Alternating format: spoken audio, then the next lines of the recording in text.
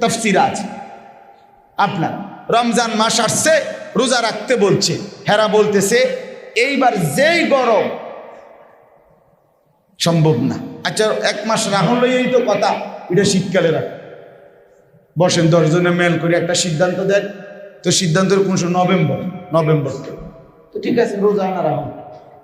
আল্লাহ বললো কি রে কস বেটা বুঝি রোজা রাখুন, আমার কথা মতো হইতে বল, এই মানে মন মতো এটারে এদিক সেদিক করে দিছে। ওই এক বাদশাহ আপনার অসুস্থ হয়েছে, তো জনগণ নিয়ত করছে আল্লাহ যদি বাদশারে ভালো করে দেয় তা আমরা রমজানের রোজা 30টার লগে আর 10টা বাড়ায় রাখ। বাদশাও ভালো হয়েছে, হেরা 40টা বানায়। পরের বাদশাহ আবার রোগ হয়েছে আরেকজন, ওনার জন্য তারা মান্যত করছে। তাফসিরে রুহুল মা আরবি তাফসিরে আছে, এটা খামখেয়ালি বলতেছি। তারা মান্যত করে আরো 7টা রোজা বাড়াইছে, বাড়াইয়া 47টা হয়েছে রোজা। বাদশাহ ভালো হয়েছে।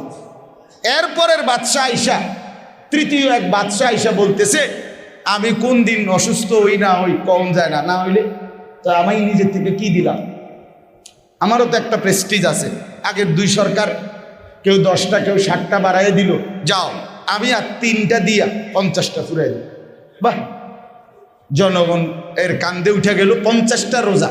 কিছুদিন পরে জনগণ কয় না এতটি রোজা রাখা সম্ভব না, ছাড়তে ছাড়তে কমাইতে কমাইতে এক সময় রোজার টোটাল হুকুম বাদ দিয়ে ফাতারাকা কুল্লা, সব বাদ।